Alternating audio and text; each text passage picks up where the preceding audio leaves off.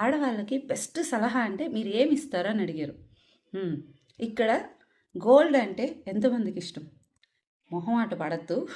100లో 99 మందికి గోల్డ్ అంటే ఇష్టం సర్వసాధారణం. అది మన సెక్యూరిటీకి అయ్యుండొచ్చు, చూపించుకోవడానికి అవ్వచ్చు, లేకుంటే వేసుకోవడానికి కూడా కొంతమందికి చాలామందికి ఇష్టం. అవునా?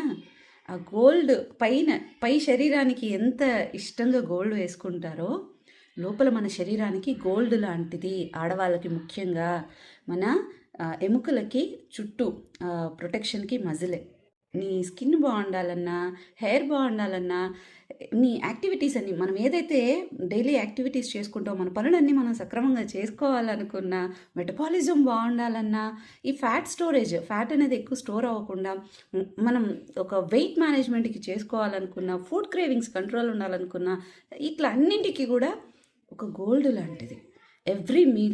ప్రతి మీల్లో ప్రోటీన్ని ఇంక్లూడ్ చేసుకోండి ఖచ్చితంగా.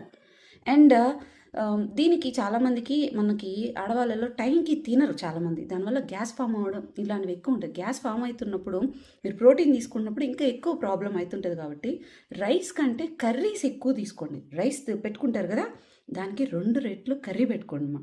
అది మీకు ఫైబరే. పచ్చి కూరగాయలు ఇవే తినక్కర్లేదు. మీరు ఈవెన్ ఇలాంటివి కూడా మీరు యాడ్ చేసుకోవచ్చు. సో ప్రోటీన్ అనేది ఎప్పుడైనా సరే డైజెషన్కి మీరు ఆ వెజిటబుల్స్ కూడా బ్యాలెన్స్ చేసుకోవాలి. ఉత్తగా నేను ప్రోటీన్కి మాత్రమే తింటాను అనుకునేటప్పుడు ఏమవుతుందంటే గ్యాస్ ఫామ్ అయిపోతూ ఉంటుంది, బ్లోట్ అయిపోతుంటుంది, కడుపు ఉబ్బరం ఇలాగ అయిపోతూ ఉంటుంది.